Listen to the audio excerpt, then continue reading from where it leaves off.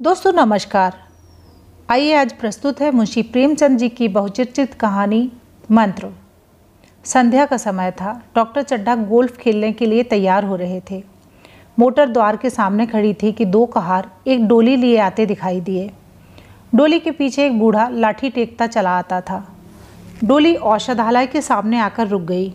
बूढ़े ने धीरे धीरे आकर द्वार पर पड़ी हुई चिक से झांका। ऐसी साफ सुथरी जमीन पर पैर रखते हुए भय हो रहा था कि कोई घुड़क न बैठे। डॉक्टर साहब को खड़े देखकर भी उसे कुछ कहने का साहस न हुआ। डॉक्टर साहब ने चिक के अंदर से गरज कर कहा, कौन है, क्या चाहता है? बूढ़े ने हाथ जोड़कर कहा, हुजूर, बड़ा गरीब आदमी हूँ, मेरा लड़का कई दिन से। डॉक्टर साहब ने सिगार जलाकर कहा, कल सवेरे आओ, कल सवेरे।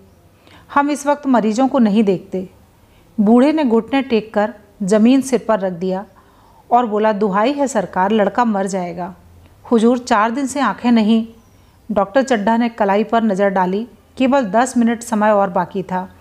गोल्फ स्टिक खूंटी से उतारते हुए बोले, कल सवेरे आओ, कल सवेरे, यह हमारे खेलने का समय है। बूढ़े ने पगड़ी उतारकर चौखट पर रख दी और रो कर बोला, हुजूर, एक निगाह देख लें, बस एक निगाह। लड़का हाथ से चला जाएगा हुजूर। 7 लड़कों में यही एक बच रहा है हुजूर। हम दोनों आदमी रो रो कर मर जाएंगे सरकार, आपकी बढ़ती हुए दीनबंधु। ऐसे उजड़ देहाती यहाँ प्रायः रोज आया करते थे। डॉक्टर साहब उनके स्वभाव से खूब परिचित थे। कोई कितना ही कुछ कहे पर वे अपनी रट लगाते जाएंगे, किसी की सुनेंगे नहीं। धीरे से चिक उठाई और बाहर निकलकर मोटर की तरफ चले। बूढ़ा यह कहते हुए उनके पीछे दौड़ा, सरकार, बड़ा धर्म होगा, हुजूर दया कीजिए, बड़ा दीन दुखी हूँ, संसार में और कोई नहीं है बाबूजी। मगर डॉक्टर साहब ने उसकी ओर मुंह फेर कर देखा तक नहीं। मोटर पर बैठकर बोले, कल सवेरे आना। मोटर चली गई। बूढ़ा कई मिनट तक मूर्ति की भांति निश्चल खड़ा रहा।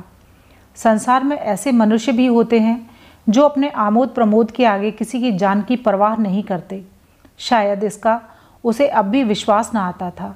सभ्य संसार इतना निर्मम, इतना कठोर, इसका एक मर्मभेदी अनुभव अब तक न हुआ था। वह उस पुराने ज़माने के जीवों में था जो लगी हुई आग को बुझाने, मुर्दे को कंधा देने, किसी के छप्पर को उठाने और किसी कलह को शांत करने के लिए सदैव तत्पर रहते थे। जब तक बूढ़े को मोटर दिखाई दी, वह खड़ा टकटकी लगाए उस ओर ताकता रहा। शायद उसे अब भी डॉक्टर साहब के लौट आने की आशा थी। फिर उसने कहारों से डोली उठाने को कहा। डोली जिधर से आई थी उधर ही चली गई। चारों ओर से निराश होकर वह डॉक्टर चड्ढा के पास आया था। इनकी बड़ी तारीफ सुनी थी। यहाँ से निराश होकर फिर वह किसी दूसरे डॉक्टर के पास न गया। किस्मत ठोक ली। उसी रात उसका हंसता खेलता 7 साल का बालक अपनी बाल लीला समाप्त करके इस संसार से सिधार गया। बूढ़े माँ बाप के जीवन का यही एक आधार था।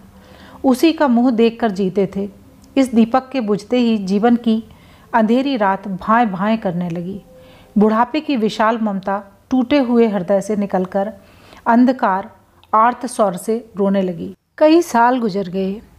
डॉक्टर चड्ढा ने खूब यश और धन कमाया, लेकिन इसके साथ ही अपने स्वास्थ्य की रक्षा भी की, जो एक साधारण बात थी।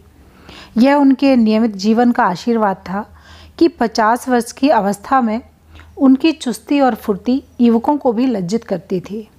उनके हर एक काम का समय नियत था। इस नियम से वह जौबर भी न टलते थे। बहुत लोग स्वास्थ्य के नियमों का पालन उस समय करते हैं जब रोगी हो जाते हैं। डॉक्टर चड्ढा उपचार और संयम का रहस्य खूब समझते थे। उनकी संतान संध्या भी इसी नियम के अधीन थी। उनके केवल 2 बच्चे हुए, एक लड़का और एक लड़की। तीसरी संतान न हुई। इसीलिए श्रीमती चड्ढा भी अभी जवान मालूम होती थी। लड़की का तो विवाह हो चुका था, लड़का कॉलेज में पढ़ता था। वही माता पिता के जीवन का आधार था। शील और विनय का पुतला, बड़ा ही रसिक, बड़ा ही उदार, विद्यालय का गौरव, युवक समाज की शोभा। मुखमंडल से तेज की छटा सी निकलती थी। आज उसकी 20वीं सालगिरह थी। संध्या का समय था। हरी हरी घास पर कुर्सियां बिछी हुई थीं। शहर के रईस और हुक्काम एक तरफ, कॉलेज के छात्र दूसरी तरफ बैठे भोजन कर रहे थे। बिजली के प्रकाश से सारा मैदान जगमगा रहा था। आमोद प्रमोद का सामान भी जमा था। छोटा सा प्रहसन खेलने की तैयारी थी।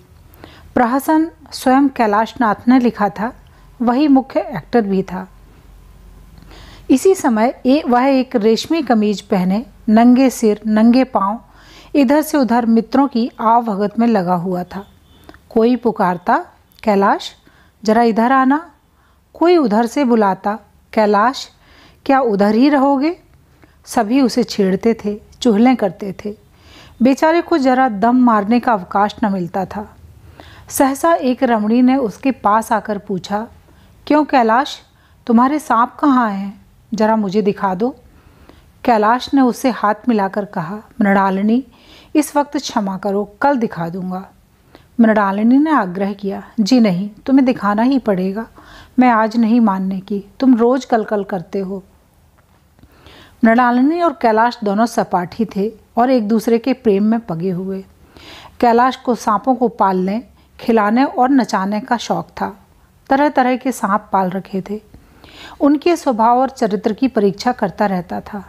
थोड़े दिन हुए उसके विद्यालय में सांपों पर एक मार्के का व्याख्यान दिया था। सांपों को नचाकर दिखाया भी था। प्राणी शास्त्र के बड़े बड़े पंडित भी यह व्याख्यान सुनकर दंग रह गए थे। यह विद्या उसने एक सपेरे से सीखी थी। सांपों की जड़ी बूटियां जमा करने का उसे मरज था।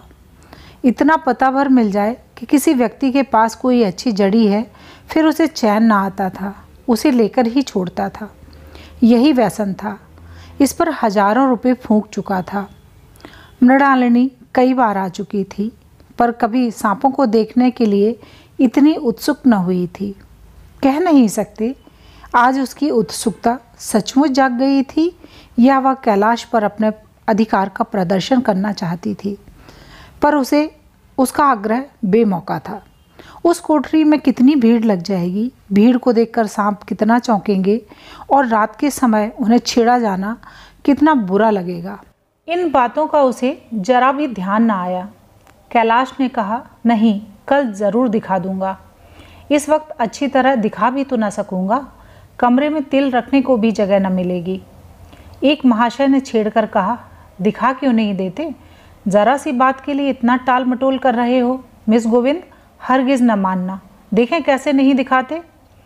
दूसरे महाशय ने और रद्दा चढ़ाया, मिस गोविंद इतनी सीधी और भोली हैं, तभी आप इतना मिजाज करते हैं। दूसरी सुंदरी होती तो इसी बात पर बिगड़ खड़ी होती। तीसरे साहब ने मजाक उड़ाया, अजी बोलना छोड़ देती, भला कोई बात है। इस पर आपका दावा है कि मृणालिनी के लिए जान हाजिर है। मृणालिनी ने देखा कि ये शोहदे उसे रंग पर चढ़ा रहे हैं, तो बोली, आप लोग मेरी वकालत न करें, मैं खुद अपनी वकालत कर लूँगी। मैं इस वक्त सांपों का तमाशा नहीं देखना चाहती, चलो छुट्टी हुई। इस पर मित्रों ने ठट्ठा लगाया। एक साहब बोले, देखना तो आप सब कुछ चाहें, पर दिखाए भी तो। कैलाश को मृणालिनी की झेपी हुई सूरत को देखकर मालूम हुआ कि इस वक्त उनका इनकार वास्तव में उसे बुरा लगा है। जो ही प्रीति भोज समाप्त हुआ और गाना शुरू हुआ, उसने मृणालिनी और अन्य मित्रों को सांपों के दरबे के सामने ले जाकर महुअर बजाना शुरू किया। फिर एक एक खाना खोलकर एक एक सांप को निकालने लगा।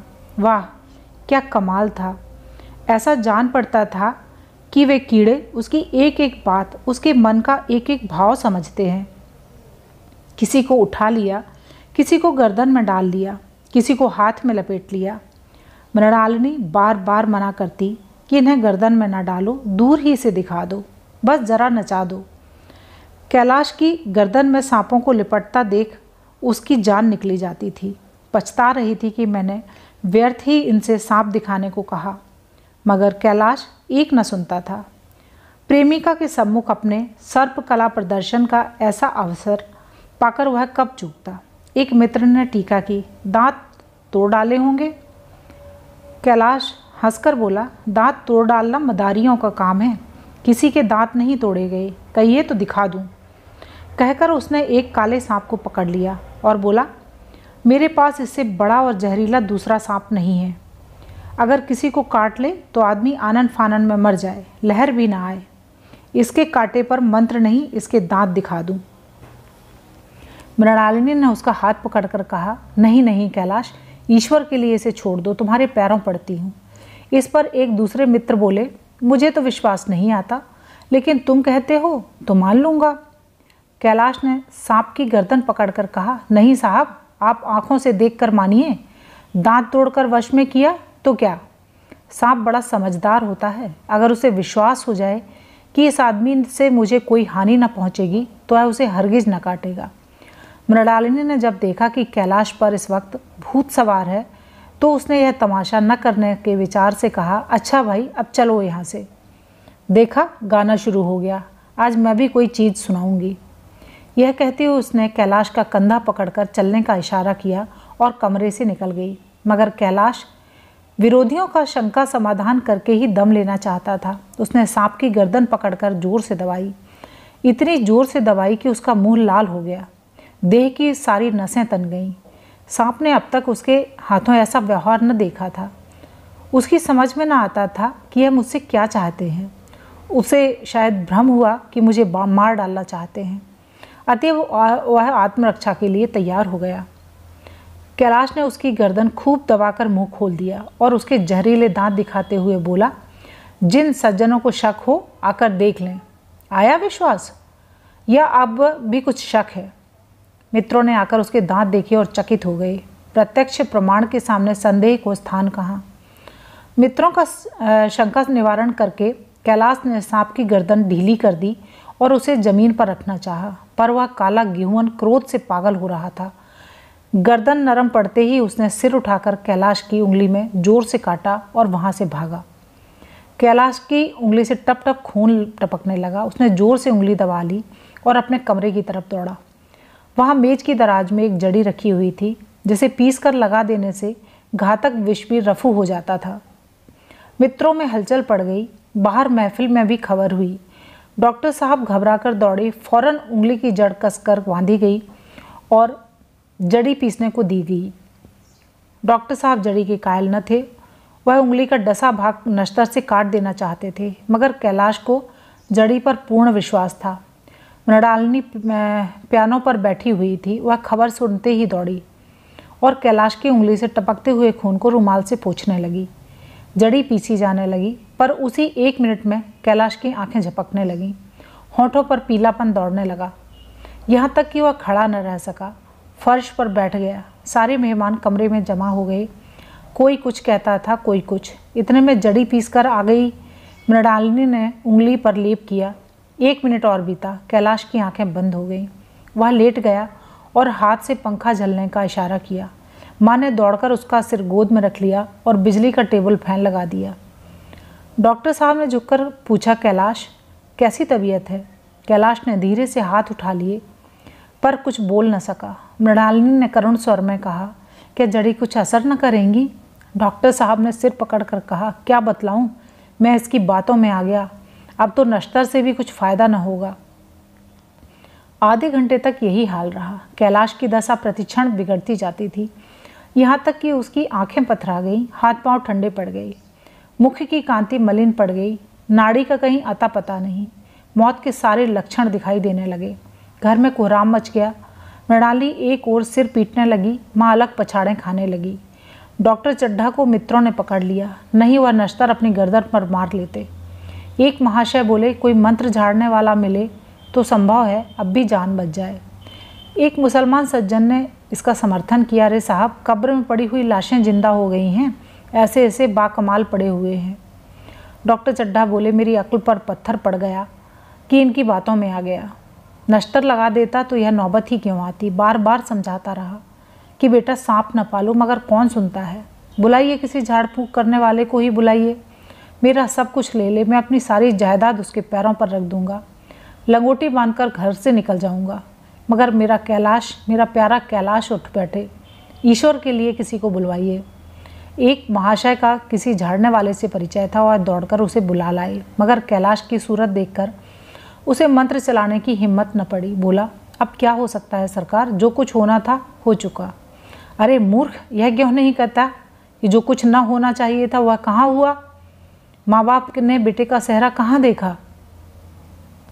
मृणालिनी का कामना तरु के पल्लव और पुष्प से रंजित हो उठा। मन के वह स्वर्ण स्वप्न जिससे जीवन का स्रोत बना हुआ था क्या पूरे हो गए? जीवन के नृत्यमय तारिका मंडल सागर में आमोद प्रमोद की बहार लूटते हुए क्या उनकी नौका जलमग्न नहीं हो गई? जो न होना था वह हो गया। वही हरा भरा मैदान था, वही सुनहरी चांदनी एक निःशब्द संगीत की भांति प्रकृति पर छाई हुई थी। वही मित्र समाज था, वही मनोरंजन के सामान थे, मगर जहाँ हास्य की ध्वनि थी वहाँ करुण क्रंदन और अश्रु प्रवाह था। शहर से कई मील दूर एक छोटे से घर में एक बूढ़ा और बुढ़िया अंगीठी के सामने बैठे जाड़े की रात काट रहे थे। बूढ़ा नारियल पीता था और बीच बीच में खांसता था। बुढ़िया दोनों घुटनियों में सिर डाले आग की ओर ताक रही थी। एक मिट्टी के तेल की कुप्पी ताक पर जल रही थी। घर में न चारपाई थी न बिछौना। एक किनारे थोड़ी सी पुआल पड़ी हुई थी। इसी कोठरी में एक चूल्हा था। बुढ़िया दिन भर उबले और सूखी लकड़ियां बटोरती थी। बूढ़ा रस्सी बटकर बाजार में बेच आता था। यही उनकी जीविका थी। उन्हें न किसी ने रोते देखा न हंसते। उनका सारा समय जीवित रहने में कट जाता था। मौत द्वार पर खड़ी थी, रोने या हंसने की कहाँ फुर्सत। बुढ़िया ने पूछा, कल के लिए सन तो है नहीं, काम क्या करोगे? जाकर झगड़ू साह से 10 सेर सन उधार लाऊंगा। उसके पहले के पैसे तो दिए ही नहीं और उधार कैसे दे देगा? न देगा न सही। घास तो कहीं नहीं गई। दोपहर तक क्या 2 आने की भी न काटूंगा। इतने में एक आदमी ने द्वार पर आवाज़ दी, भगत भगत क्या सो गए? जरा किवाड़ खोलो। भगत ने उठकर किवाड़ खोल दिए। एक आदमी ने अंदर आकर कहा, कुछ सुना? डॉक्टर चड्ढा बाबू के लड़के को सांप ने काट लिया। भगत ने चौंक कर कहा, चड्ढा बाबू के लड़के को? वही चड्ढा बाबू है ना, जो छावनी में बंगले में रहते हैं? हाँ हाँ वही। शहर में हल्ला मचा हुआ है। जाते हो तो जाओ, आदमी बन जाओगे। बूढ़े ने कठोर भाव से सिर हिलाकर कहा, मैं नहीं जाता, मेरी बला जाए। वही चड्ढा है, खूब जानता हूँ। भैया को लेकर उन्हीं के पास गया था। खेलने जा रहे थे।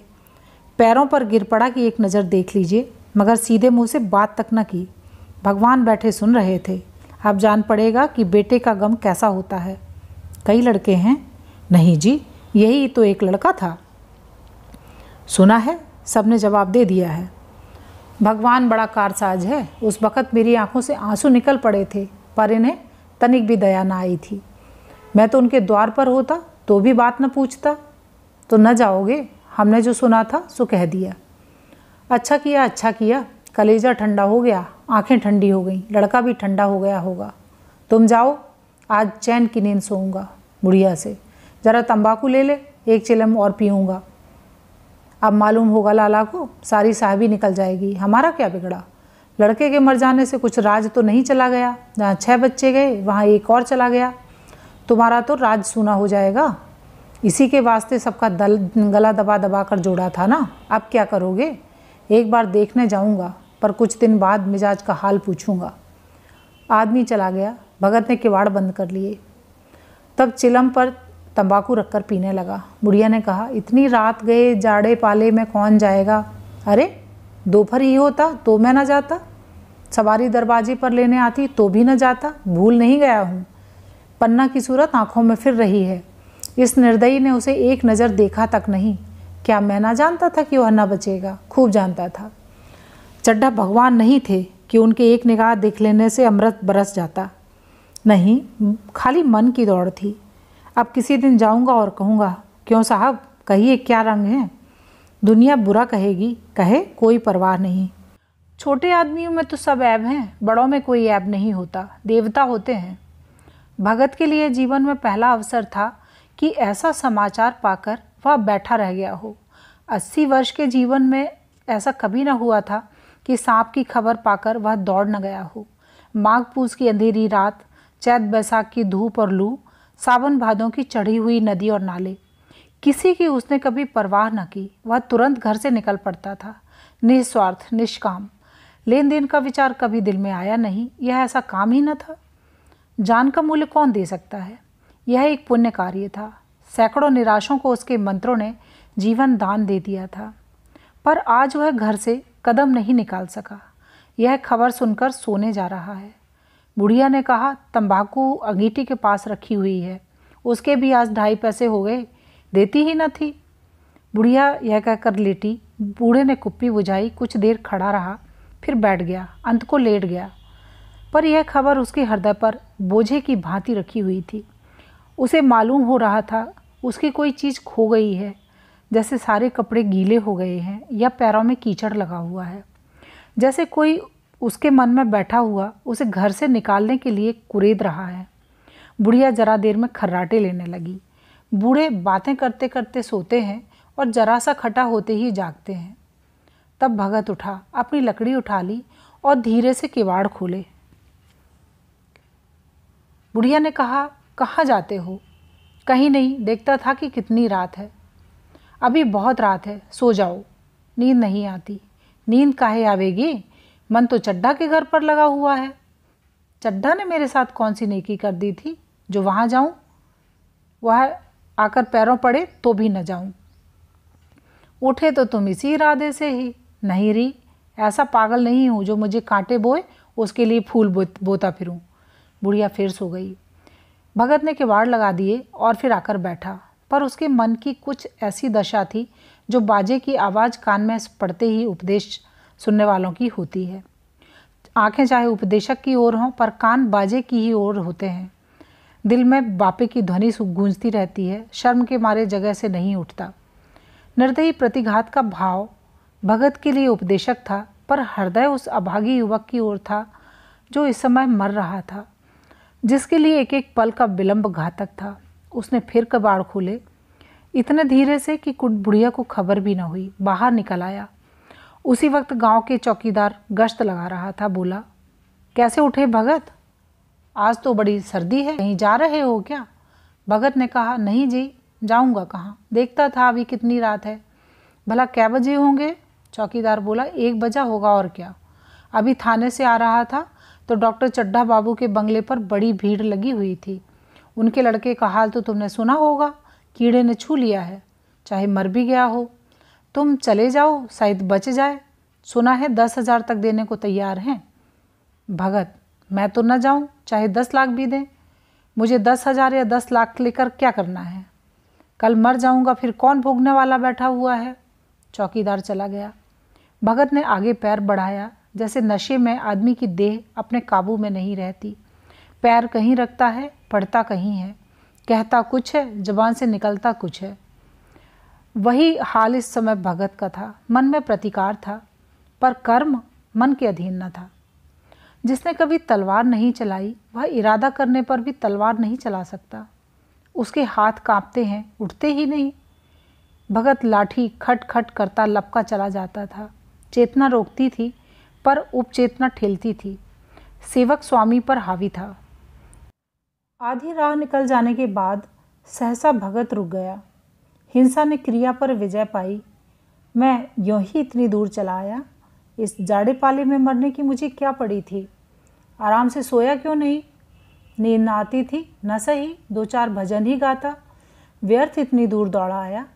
चड्ढा का लड़का रहे या मरे, मेरी बला से।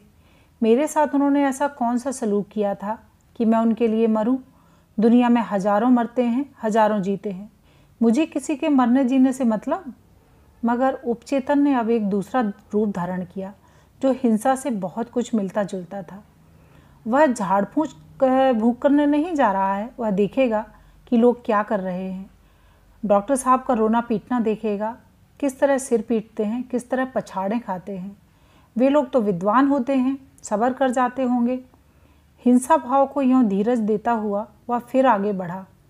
इतने में 2 आदमी आते दिखाई दिए। दोनों बातें करते चले जा रहे थे। चड्ढा बाबू का घर उजड़ गया। वही तो एक लड़का था। भगत के कान में यह आवाज़ पड़ी। उसकी चाल और भी तेज हो गई। थकान के मारे पाँव न उठते थे। शिरोभाग इतना बढ़ा जाता था मानो वह मुंह के बल गिर पड़ेगा। इस पर वह कोई 10 मिनट चला होगा कि डॉक्टर साहब का बंगला नजर आया। बिजली की बत्तियां जल रही थीं, मगर सन्नाटा छाया हुआ था। रोने पीटने की आवाज़ भी ना आती थी। भगत का कलेजा धक धक करने लगा। कहीं मुझे बहुत देर तो नहीं हो गई।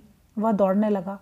अपनी उम्र में वह इतना तेज कभी न दौड़ा था। बस यही मालूम होता था मानो उसके पीछे मौत दौड़ रही है।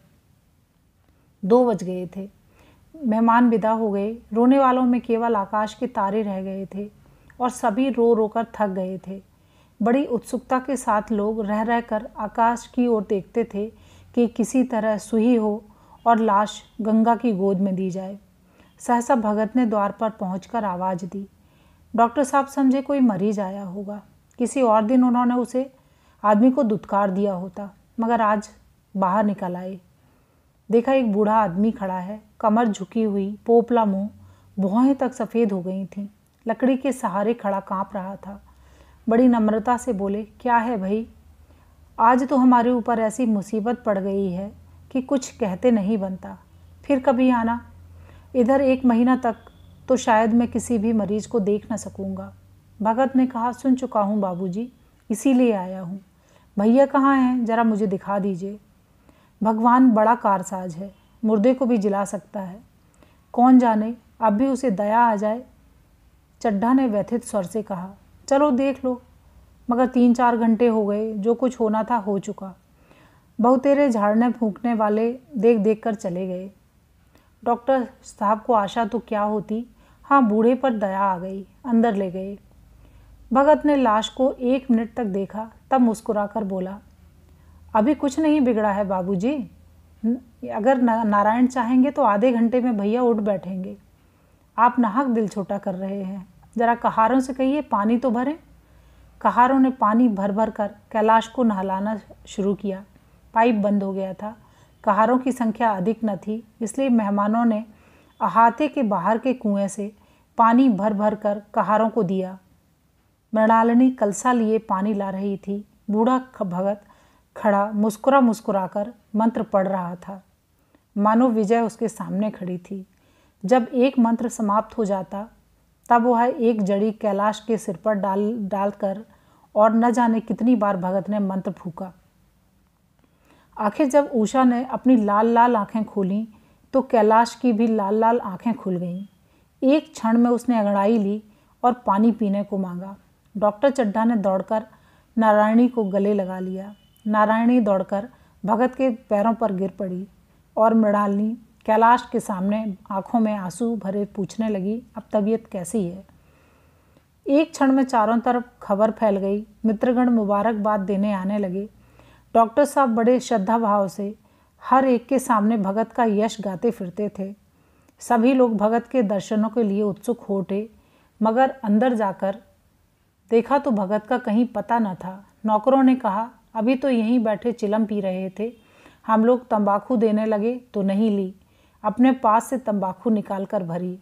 यहाँ तो भगत की चारों ओर तलाश होने लगी और भगत लपका हुआ घर चला जा रहा था कि बुढ़िया के उठने से पहले पहुँच जाऊँ।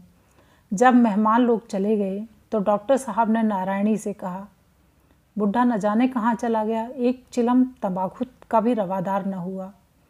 नारायणी, मैंने तो सोचा था इसे कोई बड़ी रकम दूंगी। चड्ढा, रात को तो मैंने नहीं पहचाना, पर जरा साफ हो जाने पर पहचान गया। एक बार यह एक मरीज को लेकर आया था। मुझे अब याद आता है कि मैं खेलने जा रहा था और मरीज को देखने से इनकार कर दिया था। आप उस दिन की बात याद करके मुझे जितनी ग्लानि हो रही है उसे प्रकट नहीं कर सकता। मैं अब उसे खोज निकालूंगा और उसके पैरों पर गिरकर अपना अपराध क्षमा कराऊंगा। वह कुछ लेगा नहीं, यह जानता हूँ। उसका जन्म यश की वर्षा करने के लिए हुआ है। उसकी सज्जनता ने मुझे ऐसा आदर्श सिखा दिया है जो अब से जीवन पर्यंत मेरे सामने रहेगा। धन्यवाद।